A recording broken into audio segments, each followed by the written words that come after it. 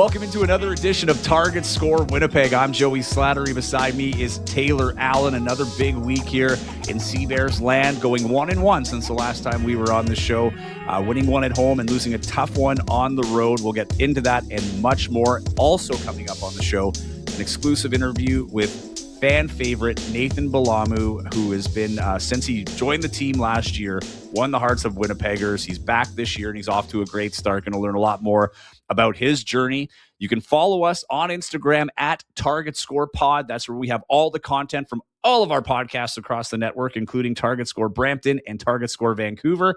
In fact, this week, they are having the first ever crossover episode because Vancouver is in Brampton this weekend. You're not going to want to miss that one, but we have a ton to get to here. Be sure to follow me on Instagram at Joey Slattery TV. Taylor is at Taylor Allen 31. Speaking of Taylor Allen, Taylor, how are you today, my friend?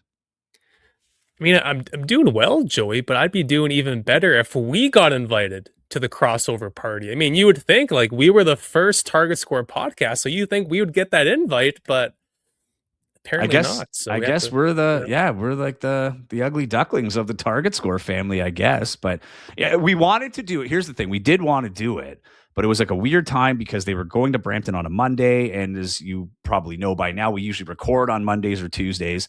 And the episodes release on Wednesday. This week came out on a Thursday because of some complications, but we're back on track. But yeah, we will have our crossover episode coming up real soon.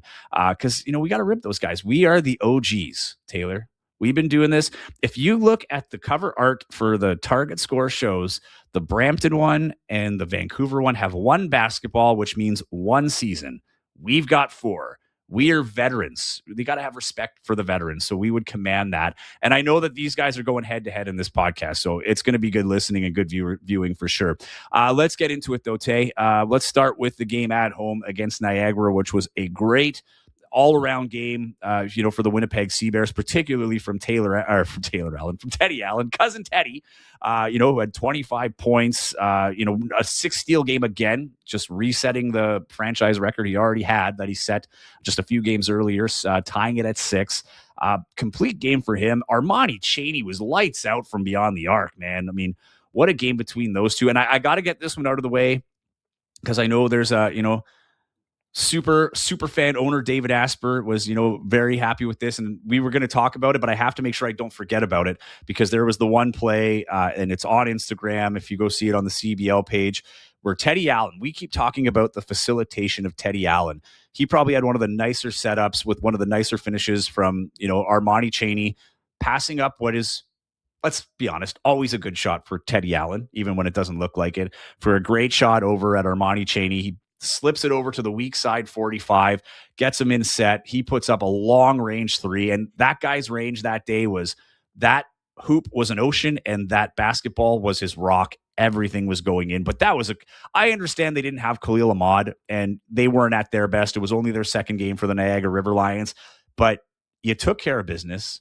You beat the 2-time defending champions. They still had guys like Elijah Lufile there, and Kaya was there as well. Like, they've had some big names, but they took care of business. And, Niagara River Lions still have not won a game at Canada Life Center in 4 years. But I was very impressed with that output. Well, they won the 2 games at the Canada Life Center that truly mattered, which was last year in the CBL championship weekend. Not against you're right. Speakers, yeah.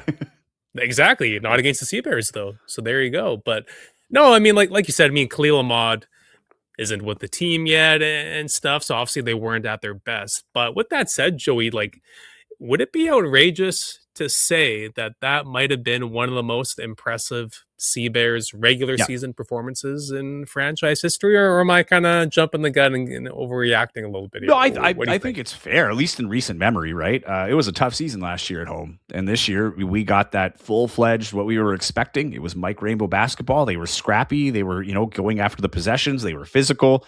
They were, heavy on the boards. Like, they made life tough. They were attacking from everywhere.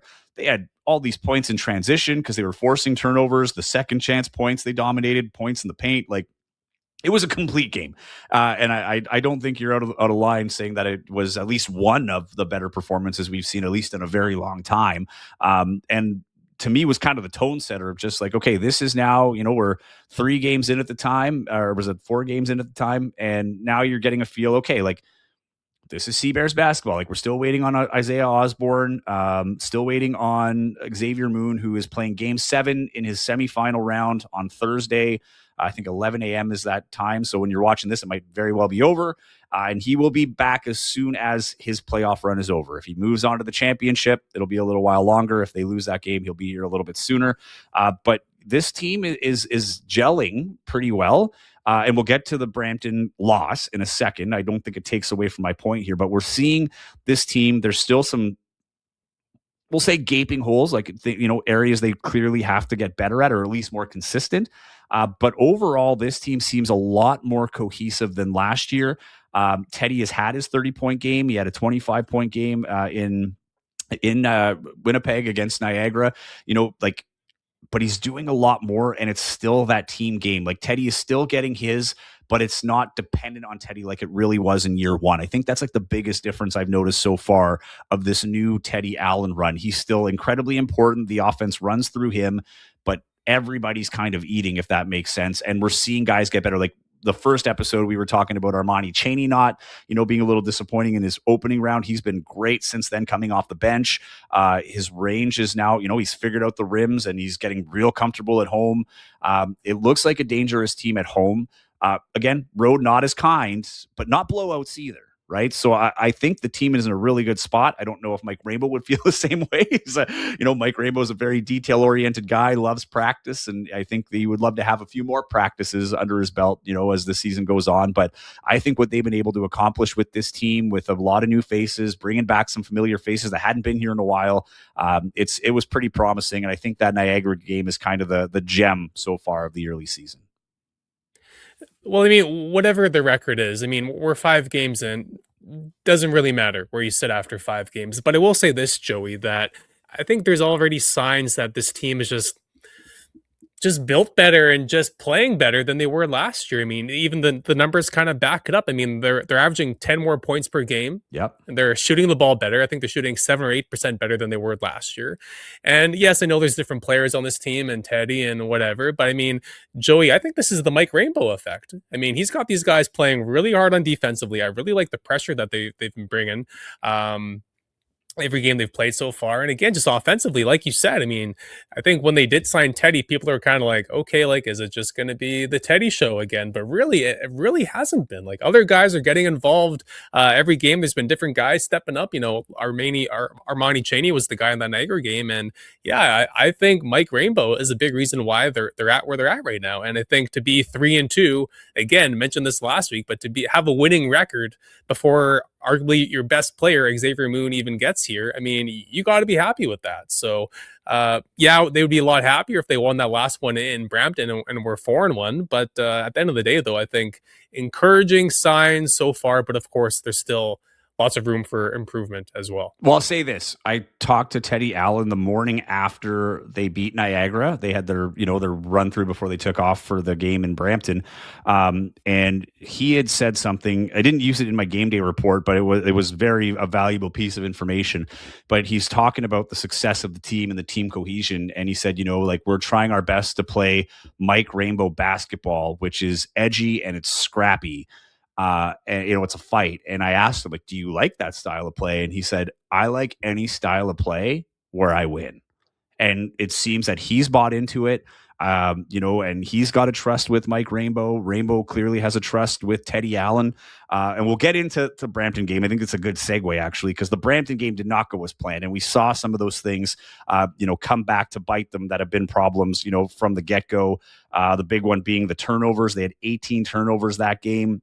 When it came to rebounding, 34 rebounds for Brampton to Winnipeg's 29. And again, in target score time, Brampton getting to those offensive rebounds in a very close game.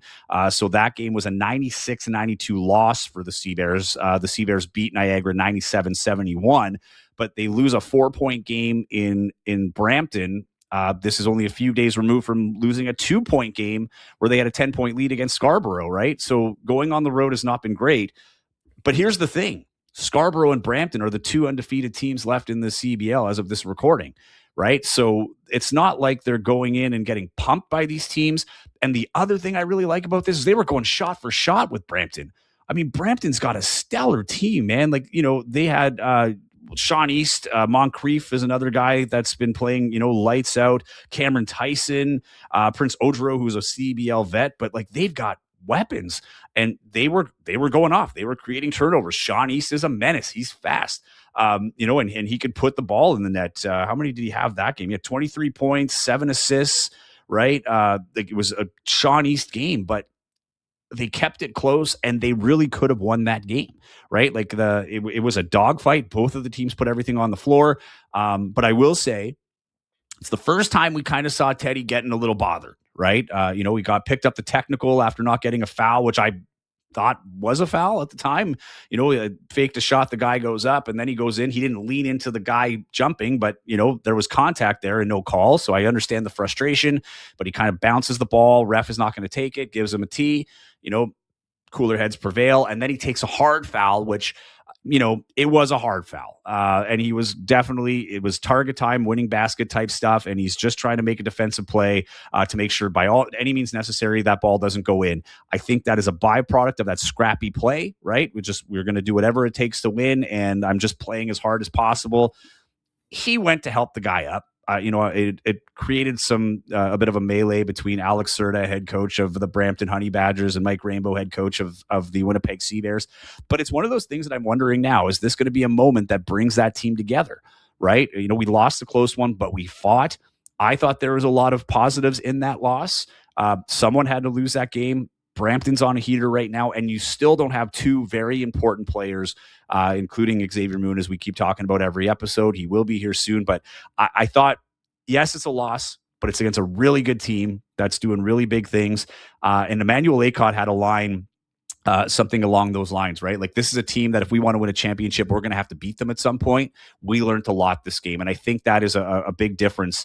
Yeah, it's early in the season, but you're still above 500. It's only 2 losses, and they were 2 really important losses that you were in the game, and there's minor things to fix from that. And some big things, like if you get those rebounds and you protect the ball, it's a different ball game, man.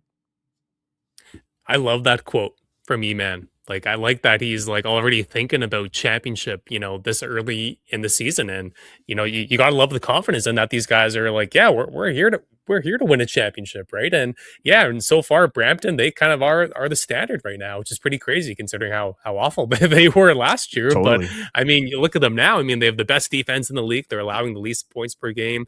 They're forcing the most they have the most offensive rebounds. So even they're the best offensive rebounding team in the league on average. So yeah, like they're a powerhouse, man. Like there's no way around it. They are a powerhouse in this league.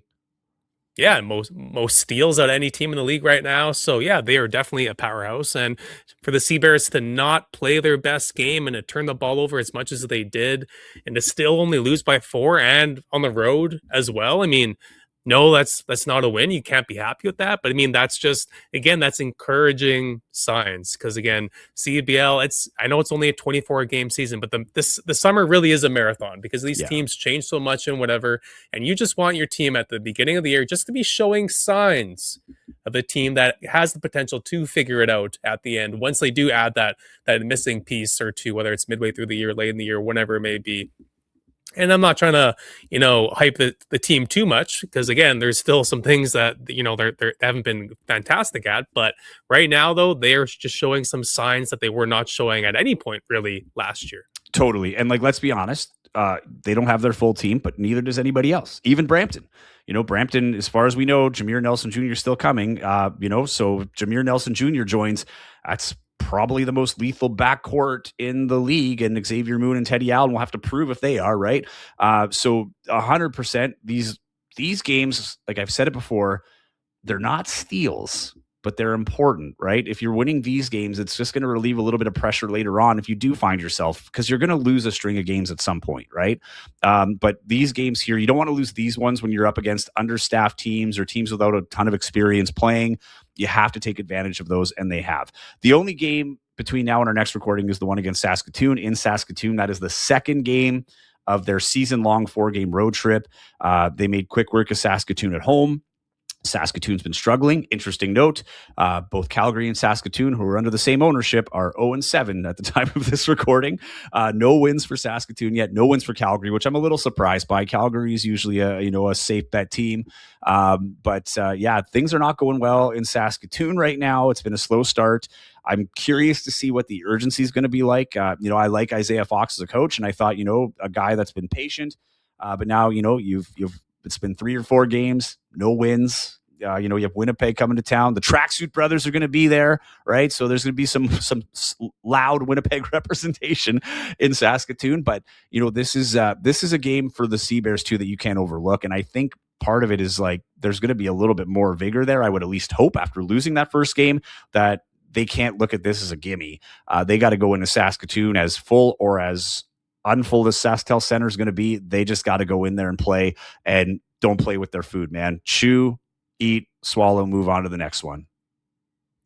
Well, Saskatoon is going to get that win eventually, but you just don't want it to be against you. So yeah, it'll be interesting. I mean, 3-2 right now. I mean, they've looked pretty good, but if you go into Saskatoon and you lose to those guys, a winless team, I mean, that'll definitely let some air out of the balloon for sure surrounding the Winnipeg Sea Bears. But yeah, what do you kind of just make of the Sea Bears? Just quickly, what do you kind of make of the Sea Bears right now at the point guard position? It kind of feels like every game you never really know what they're going to get at point guard. I mean, Armani Chaney, he had the big game against Niagara, but Trey McGowan's as well. I mean, both those guys, it's been kind of up and down. Well, I'd say Trey McGowan's a guy who didn't come in with any training camp under his belt, was thrown into fire, kind of like Nate Bilamu is, and that interview's coming up in just a couple minutes here. But I actually think they're pretty solid at that position. Like the depth that you have, like your third guy is Mason Krause, who hit a game winner in game 1 and is getting meaningful minutes and playing great defense. Like, he had a couple of plays in that Brampton game where he's knocking the ball loose, like giving the team an opportunity to capitalize on turnovers and put points up on the board the other way. Trey McGowan's is a really good basketball player, man. I like that guy's style. He's, he plays almost bigger than he looks. Like he's a strong guy. He's physical. Like he could take it to the rim. He could take a beating on the way in. He can set people up, inside, outside. He's a great defender. I think he had 9 assists in the last game. I think he's a solid number 1, like as solid as you're going to get in this league. And then your guys coming in are Armani Chaney. If he can continue, I know he's not going to be 4 for 5 from 3 every game, but if you can keep up that pace, right, where you're a dependable shooter and you're hitting the shots when needed, that makes for a dangerous team. I actually think the depth and the skill level of that depth for Winnipeg is a strength. That's fair. but I don't know. There's just been I guess you're right. I mean, that was an easy argument. He has. You're like, I'm sold. I'm getting all their jerseys. Well, yeah, no, not quite. But I mean, Trey McGowan's has been an assist machine, for sure. I mean, you just would like to see them those guys maybe take a little bit better care of the basketball at times and maybe shoot the ball a little more effectively, consistently. But yeah, I think you raised some valid points there, Joey Slattery, that they are in a pretty good spot there, and they're not dying for Xavier Moon to get here tomorrow. That's the other thing. Obviously, they would happily take him. But. Like that's the other thing, though. Xavier Moon, like that, like when he gets in, like what's going to happen? Well, Someone's got to. Well, I think it actually, like, I would imagine it makes you more versatile because Trey McGowan's, I don't think needs to be your 1, right? Like you can put him over as a shooting guard if need be. He looks like he could hang with all of them. Like I don't think he's like a 1 through 5 guy like Emmanuel Acott has been from time to time, but I think it just gives you more looks for Mike Rainbow depending on what the situation ahead of you is, right? Because as great as Xavier Moon is, if you need a little bit more size and a little more physicality, maybe you're going to take Moon out and put McGowan's in that for some more minutes to eat up some of that physical time and wear those guys down. So I think it's a really good situation. I mean, hey, it's no Tavian Dunn-Martin, just joking. Because they're playing nobody Saskatoon, is, and we love Tavian Dunn-Martin here on Target Score podcast. But no, it's I think their point guard situation is solid right now, and assuming it only continues to get stronger. And like even going back, not to draw the comparison to Tavian Dunn-Martin, but that the shooting we saw from Armani Chaney in that home game was Dunmartin-esque, right? Like he was just popping up from well beyond the arc and everything was going in. And like that's when you're that size, like you need to have that range. And if that confidence is coming in from that range, it's just going to open up everything else because now you're a threat. Guys have to guard you a lot further away from the 3-point line when you prove you're a threat. And that just opens up a lot of things, which has got to be a dream for a point guard like Armani Chaney. Well, speaking of solid, Joey, I mean, Nate Bilamu, that guy's the definition of solid. And what isn't solid, though, is the fact that it's taken us this long to get him on the show. And it wasn't his fault. It was on you and I. Obviously, last year just kind of just zipped by, and before you knew it, the season was over, and we never had him on. And he was arguably the best story of last season, at least in my opinion. I mean, here's a guy who was just invited to training camp, Joey. Wasn't given a contract, wasn't guaranteed a damn thing. And yet he worked his ass off, made the team. And then after he made the team, it's like, okay, well, he'll be an end of the bench guy, whatever. So much for that. Slowly but surely, he grabs a role, just gets bigger and bigger and bigger. Emmanuel Acott leaves the team for a bit. Then Nate Bilamu steps in as a starter for a few games, and he was awesome. So a huge win for the Seabirds to get him back under contract this year, and it's just a huge win for them to get him back from Portugal the other week, and now have him on this roster as well, because he's a guy that can do a little bit of everything. And you can never have too many talented Canadian guys like him that can play good defense, rebound, and knock down open shots. So, yeah, great to see Nathan back, and obviously, people in Winnipeg really, really enjoy his style of play and just what he brings to the court. So, yeah, it's been awesome. It was awesome to have him on the show, Joey, because I think we both of us had some questions that we've been itching to ask him for a while. And I know everybody's itching to get to it, so let's not waste any more time. Here's our interview with Seabears guard Nate Bilamu. Here with Seabears guard Nate Bilamu. Nate, thank you so much for making the time for us here today on Target Score Winnipeg. No, for sure. For sure. I appreciate you having me, Joey and Taylor. It's good to be on. Well, we appreciate having you. I mean, I just want to start off by asking about like where you are right now. You look at when you came to this team last year as a walk-on and what you've been able to cultivate out of this opportunity. I mean, when you came in last year as that walk-on, could you have ever visualized the role that you have now and what you built even last year? To be honest, no. I always had a belief that I can, move myself up the roster and create some opportunities for myself. But to get this far, I guess you can say I didn't really imagine that. I know that sometimes you put in the work and you can get a little lucky, and I think that's what happened for me. Just timing and opportunity, and then just falling back on my hard work. Because for those that don't know, I mean, Nate, like you were promised nothing last year, right? You were just said they just told you like, "Hey, come out to training camp and we'll see what happens," kind of thing, right? Yeah, for sure. Like I was just going in there, not really expecting much. It did help a lot to know Coach Thompson last year. That really helped me a lot. But other than that, it was just really just put my head down, work, and try to make something happen. And again, I think just the amount of work I put in and the luck just paid off. Let's get into that, actually. I was going to save that for a little later in the interview, but I think now that you brought it up, it's a good time. Your relationship with Ryan Thompson, here's a guy that coached you at Lakehead. And I mean, for people that don't know, I think a lot of people from Winnipeg are familiar with where exactly Thunder Bay is, but it's a 16-hour drive from Toronto to Lakehead, which is 8 hours and change away from Winnipeg.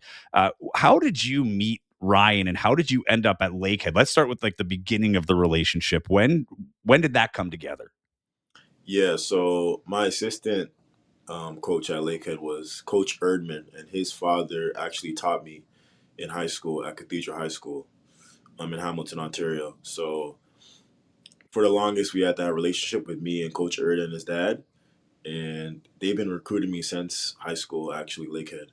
So I met Thompson then, but I didn't really think Lakehead was the choice to make at that time in high school. So, but that connection was always there. So 2 years later, after playing at some colleges in Canada, I decided that Lakehead could be an opportunity for me to play some high level OUA basketball.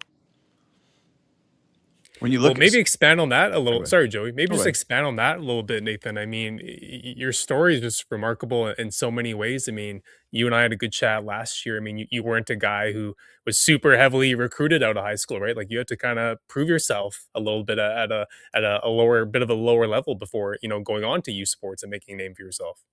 Yeah, Canada College in North Bay, Ontario, like it's I don't know, it's weird. Like I don't like it. Just coming from that to where I am now, it's a blessing. And obviously, Canada College isn't the typical destination that you would want to start off from, But I just kind of dealt with what I was given and then worked my way up. But yeah, you're right though. It's been a hell of a story so far. Canadore College. I worked in North Bay for a while, so I know exactly where you were. Yeah, And I went to school at Laurentian, so just down the road from North Bay. But you look at that path, right? Because I imagine being from Hamilton and being from Ontario myself, a lot of times it's like people from the Toronto area, southwestern Ontario, think Barrie is as north as Ontario goes. So you look at your path, you go to North Bay, which I imagine was probably a bit of a shock in terms of like how far away you were from home at the time, and then you go to Thunder Bay. I mean, how much did you think of that when those decisions came into play in terms of having to leave home at that young age right after high school and pursue this dream? And as you said at the time, like you probably wouldn't have visualized this being the outcome. yeah. I think it just comes down to how much I love the game of basketball and just playing. I didn't really care where it took me. I was just willing to go wherever the opportunity was, no matter it could have been, somewhere out west in Alberta, somewhere cold. It didn't matter for me. I just knew that if I had opportunity to go play basketball, I can make the most of it. So wherever it took me, I just went. Did you have a welcome to the pros moment last year? I mean, obviously, we'll fast forward a little bit. You end up making the Sea Bears, obviously. Don't have the biggest role at the start, but by the end, you're one of the most important players on the team. But did you have a welcome to the pros moment at any point last summer? I did, yeah. It was actually the MVP of the league, Khalil Ahmad. Guarding him was challenging for sure. I remember playing them at home, and at Niagara's home. There was a play where he rejected a screen, came down and dunked the ball. And I'm like, okay, this is the type of level of pro level guards that I have to guard this year in the CBL. So that was definitely one of the moments where I'm like, yeah, this is some next level of talent and athleticism over here, this league. What about for like you in terms, was there a play for you where you're like, man, I can hang with these guys? Yeah, I'll say after the Scarborough game or the Brampton game, when that was my game high, 11 points, something like that. And I realized I can do a little bit of everything on the floor, shoot the three, play defense, make all the little plays. And that can be my role moving forward. So once I realized that, I just took full advantage of that and realized that that's what's going to get me, on the floor. And that's what my value is on the Seabears. Was there a sense So of when comfort? you've Sorry, I just want to follow up with like when you come into the Sea Bears, like was there a sense of comfort just having Ryan there as an assistant, like someone that you know really well and that knows you really well, that kind of made it feel maybe not quite as big? Because I feel like at that stage of your life and career, it could be, I can't mess this up. This is the opportunity of a lifetime. But was it any way where it kind of like brought the opportunity down a little bit and made it more realistic? 100%. 100%. Thompson made a lot of things more comfortable. Like, first, the offense that we ran last year for the Sea Bears was the exact same offense that we ran at Lakehead. So that was huge for me just to adjust to that. Like, I already know all the plays. That's pretty easy. And then just waking up every day, getting to the gym, seeing Thompson, during shoot around, talking to him. It's just the same thing as Lakehead. So that definitely brought a level of security and discomfort. And then knowing that someone on the coaching staff has my back fully percent and he's fully aware of what I'm capable of. So that gave me confidence to show out when I had the opportunity. So for those that don't know, I mean, after last summer, you ended up getting a contract to play overseas in Portugal. But when you finished at Lakehead, was there already some pro interest overseas for yourself, or was it really, what you did last summer in Winnipeg that really kind of put you on the radar for some teams over there? Honestly, I was just figuring out my agent situation right after Lakehead, but there wasn't really much any offers. Just like you said, after my season in Winnipeg, that really helped me, you know, bridge my name out there. So that really helped me. That summer in Winnipeg really helped me as far as having pro looks overseas. How challenging was it though last year? Because I know you've had some adversity to overcome, some pretty intense adversity, and I'll let you tell that if you want to. But just kind of going through the highs and lows of last year, I can't imagine it being an easy time to kind of stay even keeled and kind of keep your focus moving forward. How did you overcome some of the adversity you faced last year, and how were you able to turn it into maybe even a motivator, if that's the right word, to keep persevering and understanding that opportunity in front of you?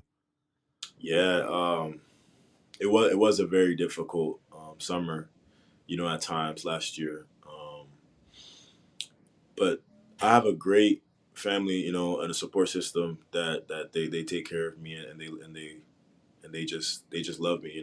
I just saw them in Brampton last night, and they've just always been there for me. And I always give credit to God. So I think God definitely gave me just the strength, maybe not to perform on the court, but just the strength to keep myself intact off the court.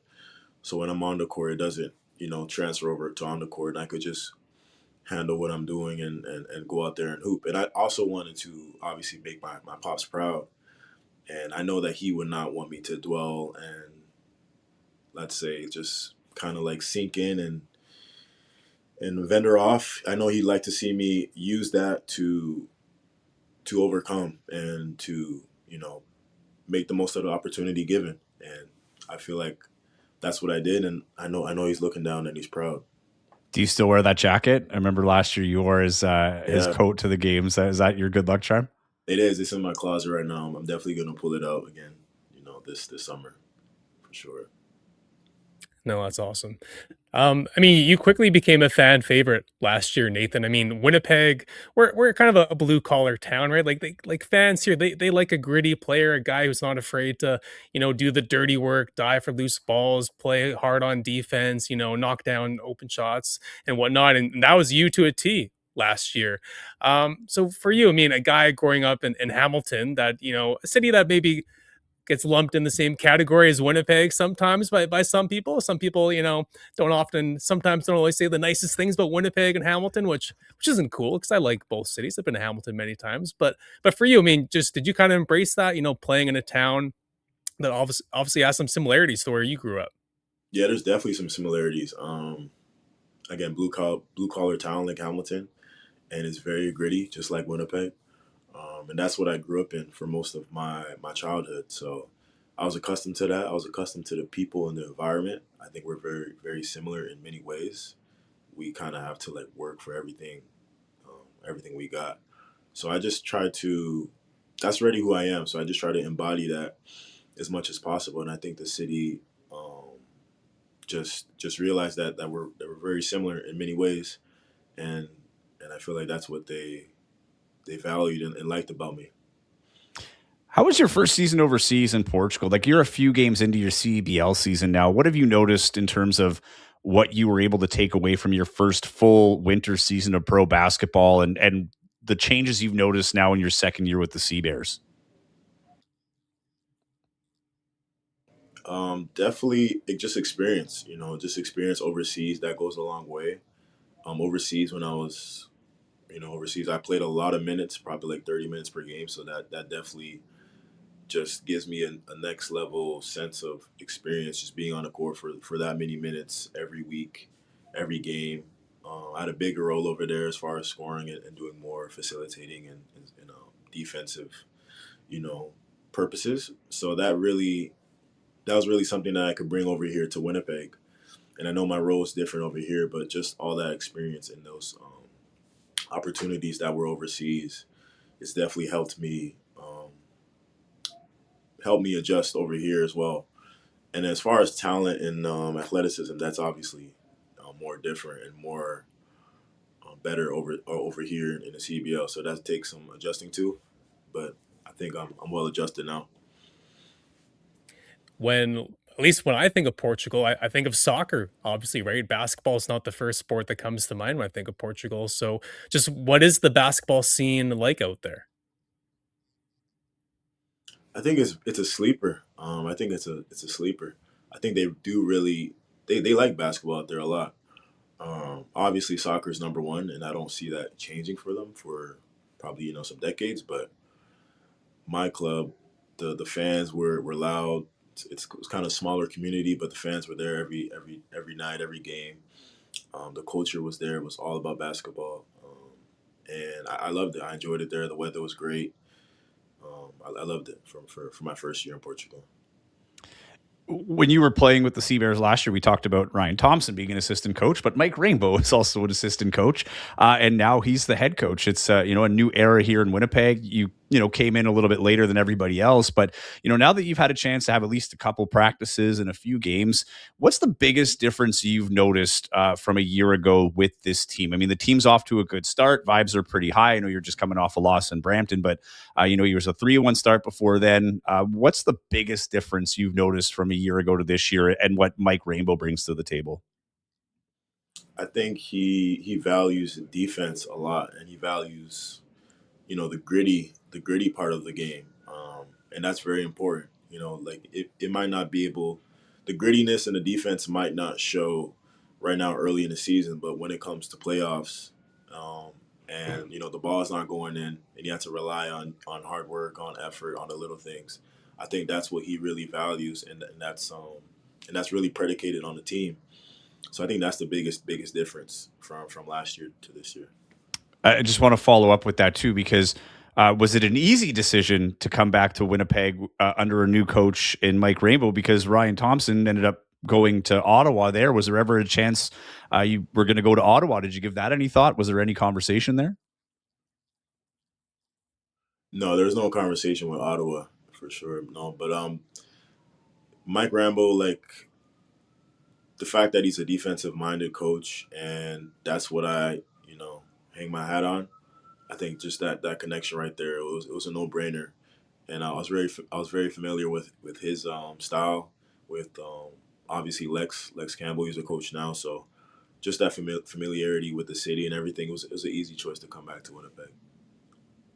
So, take us through just how hectic of a week it was when your season in Portugal ends, and then what was it? 4 days later, you're making your CEBL debut this summer. Yeah, it was wild. No sleep.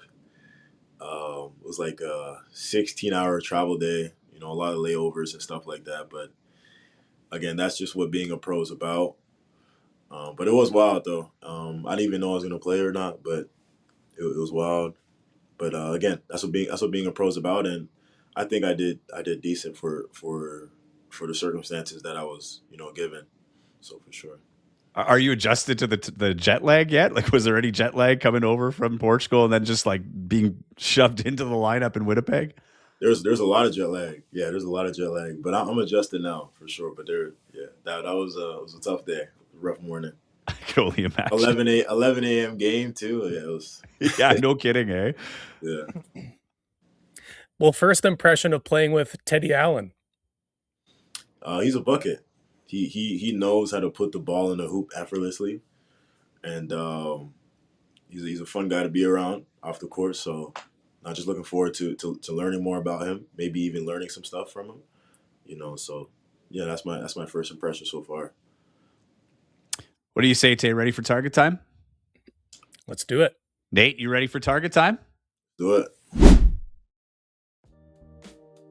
Target time, as a reminder, is the slowest sequence of rapid fire questioning you're ever going to experience. Nate, my first question for you, because we talked about it earlier in the interview, is you went to Lakehead University in Thunder Bay, Ontario, which is a beautiful city, a little bit isolated. I won't lie. It took me a while. I had a lot of friends. I grew up in Timmins, so a lot of Timmins people went to Lakehead. They talked about how much they love Thunder Bay. The first few times I went there, I was just like, I don't get it. But as I've gone there more, driving through, it is a beautiful town. All that to say, what was your favorite part about living in Thunder Bay or going to school in Thunder Bay? I would say the fact that it is isolated. It's kind of isolated, out of the way. It's far from Toronto or all those southern Ontario cities. So you kind of have to get along with your whole team. Like, you guys are a family. You guys are all coming from whatever it is, Calgary, Winnipeg, Toronto, Nova Scotia. So like, you guys are all coming together in this small little town. So the fact that we have to hang on, hang and like rely on each other in this small city, I think that was the most fun part. Well, staying in Ontario, what's the biggest difference between someone from Hamilton and Toronto? Like what's the tell? If you meet someone, like what's the tell where you're like, okay, yeah, like you're not from the Hammer. You must be from the big city, Toronto. There's some similarities there too, but I'll say accent or like slang, because Toronto sometimes they talk with a certain like dialect and slang, and in Hamilton we don't really talk like that. Like, if you're really from Hamilton, you don't really talk like you're from Toronto. So that's the biggest difference that I would notice. But as far as like personality, it's kind of similar. What's a Toronto slang or Toronto word that they use that you guys don't? It's just like what you saying, fam? Like they just I don't know. It's just their dialect is just different. It's just different. Okay. Yeah. So you're going to a football game. The Winnipeg Blue Bombers are taking on the Hamilton Tiger Cats. Whose jersey are you wearing? Putting you on the spot here. This is the heavy question. Yeah. I probably wear a half and half. Okay. Or wear a half and half jersey. Yeah. Playing it real safe. real safe. Yeah. See, what I thought you would say is like, I'll wear the Bombers jersey, but underneath will be the Ticats jersey. So just that, like, if I'm walking into the stadium, I'm not going to get in any trouble with anybody, but deep down inside, I'm rooting for the Hammer, for the Tabbies. Yeah. Well, you could meet them in the middle, kind of, and wear a Mike O'Shea vintage Ticats jersey, coach of the Bombers, or wear a Zach Claris Ticats jersey, who's now the quarterback for the Bombers. So that's another option. So you got some wardrobe options for if that situation ever arises. So you'll be prepared. You got some options. Think about that. Yeah. There you go. But my next question, Nate. I mean, other than basketball, obviously, what's another kind of skill that you have, like or a hidden talent that you have that maybe might surprise people? A hidden talent that I have is content creation. I like to just go out. Like when I was in Portugal, I was just going out to like Porto, Lisbon, the big cities, and I would just record and like make cinematic type of videos. So that's one of my hidden talents. Okay. Do you post those on your Instagram, or where can people find that? I posted some clips on my Instagram, but right now it's just in the vault chilling. When that time comes up, I'll let them go. That's all. I'm similar with that. I whenever I go on vacation, I get like all the video, and then like a year down the road, I'm like, all right, now I'm gonna put it together. Yeah. Okay, so what has been? I know it's only been like a year and a half essentially, but what has been your favorite part about being a professional basketball player that does not involve basketball?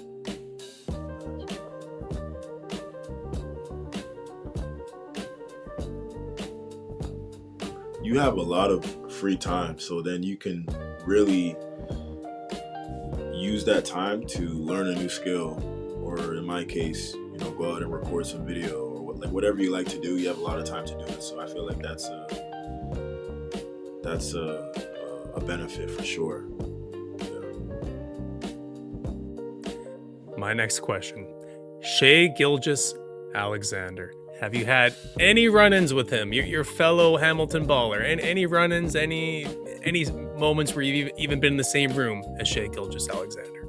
Yeah, he was in grade 9, I was in grade 7, and there was a 3v3 tournament outside in Hamilton at some park, and he was killing everybody, of course. But yeah, I was seeing him. I didn't play him or anything, but I was watching him, and I did not know he was going to become the Shai he is today. But that was my little run-in with him in the past. This I isn't don't think my anyone knew that he was Yeah. going to become the shade that he was going to become. Otherwise, the Clippers wouldn't have traded him all those years ago, which was the most Was there boneheaded trade in probably sports history. Was there any buzz at all though? Like in terms of like maybe not like, you know, 2-time MVP buzz, but like did you know at the time like were people in Hamilton kind of like, oh, this Shea guy, he's gonna go to the league and he's gonna have a good career? Or was it like kind of a surprise to you as well when you saw him break into the league, especially when he joined OKC?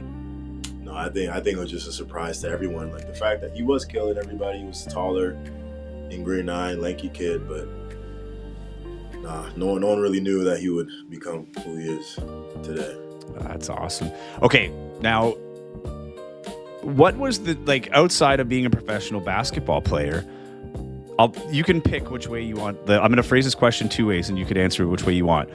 What was the dream job for you outside of basketball? Or if it's easier to think of it this way, what would you be doing now if you didn't play basketball full time as a professional?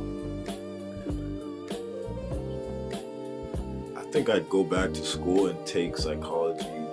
Yeah, and I take school seriously at first, but I take psychology. Like, Really? I want to be a psychologist. Yeah. What any reason for that? Is it like what drew the interest to psychology? For some reason, I've always been interested in like the mind and how it works and why people do, you know, certain things. And I do read some books on psychotherapy and stuff like that. And I've always had interest in that type of stuff. So that would probably be something that I would venture onto. Do you have any book recommendations? Yes, I do. Man's Search for Meaning. Man Search for Meaning? Yeah. Okay. Man's Search for Meaning by Viktor Frankl. Okay. Have you ever read the book? It's called How Champions Think. I got to Google. I can't remember. Bob Rotella. Did you ever read the book by Bob Rotella called How Champions Think? If not, never read. It's a good read. I'll give you another recommendation because it's in the realm of sports psych. But that was my favorite, like really the only like psychology book that I've ever really like read. And it's a really cool read in terms of just like how the mind works in terms of, you know, for some of the most successful people in the world, whether it be in sports or in business or whatever. But yeah, no, it's really, when you get into it, I can totally see where you're coming from because like it is very interesting when people can break it down like that. Yeah, you said How Champions Think? How Champions Think. And it's Bob Rotella. He's a very famous sports psychologist in the United States. Like he's worked with Rory McIlroy, like before Rory finished the Grand Slam and stuff like that. So he's gotten a little bit more like hype in the last little bit, but his book's been around for a while. He has another one too, but it's very golf related. He's like worked with golfers more than anybody, but it's a really good one. Okay. All right, I'll tap into that. Okay, book club's over. Tay, you could ask a question. And Nathan, Joey is a champion, actually. He won our media curling Bonspiel the other month. So really, he must have really did read that book, man, because Congrats. he was just phenomenal. Changed my life. There you go. Yeah, changed my There life. you go. Little dust There's on the that. hardware. I shouldn't be taking better care of that. But yeah, Manitoba, where is it? Manitoba Association of Sportscasters, Sports Writers, Bonspiel champion. Yeah, not a big deal at all. No big deal. But champions, no champions, right? No, congrats, Joey, man. That's huge. Appreciate that, Nate. Thank you very much. Well, this wasn't going to be my next question, but now it's going to be. Nathan, if there was one guy on the Sea Bears, either this year or even last year's team, that you think could make a good curler, who would it be and why? Curler? What's like the curling, playing curling. Okay. Slide the rocks, like this guy. Yeah. Very Manitoba question. Sorry. You know what? I think Kyler would be a good curler. That's fair. That's a great answer.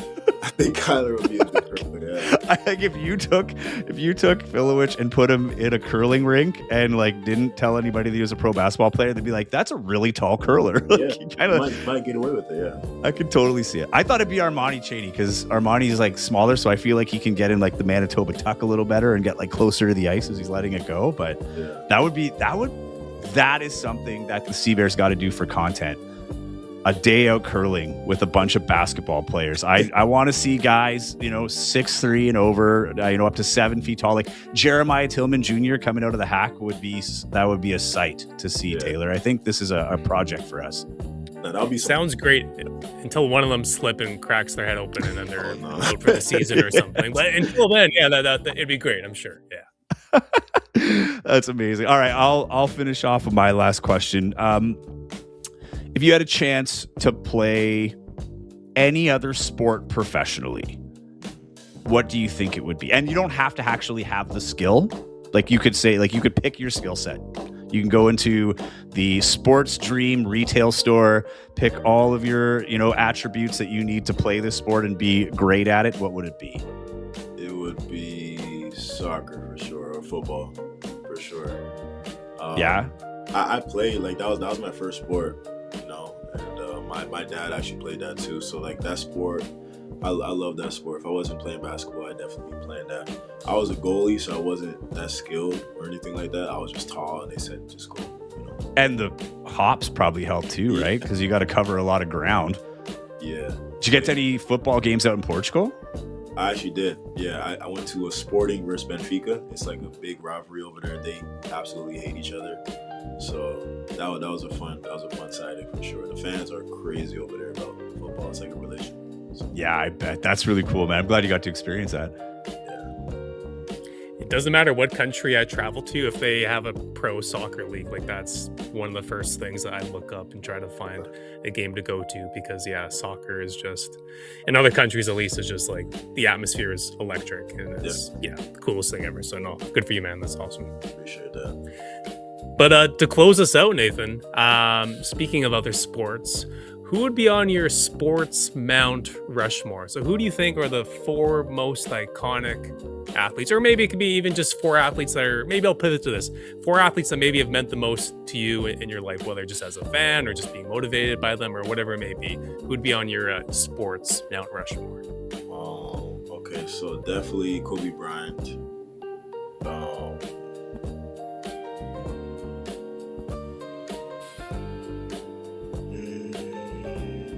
Muhammad Ali. Definitely Nice. second. Like that one? Yeah. Michael Jordan. And then last but not least,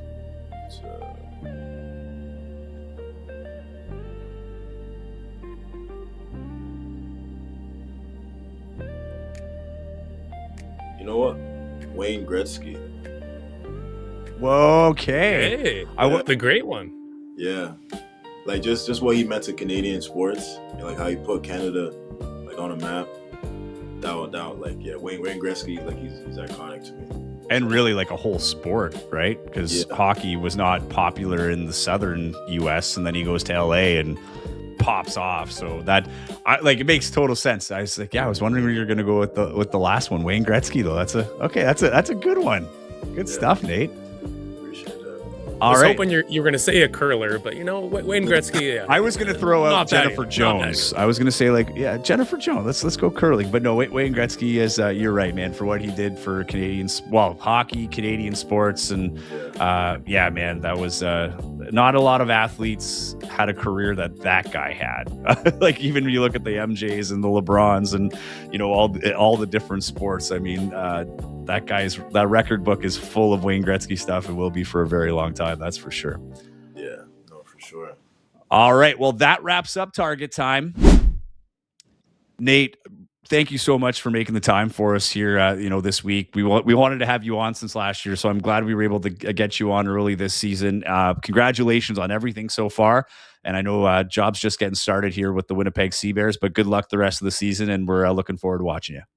I appreciate you guys, man. I appreciate you guys having me, and we'll definitely see each other soon, man. Thank you. Appreciate it.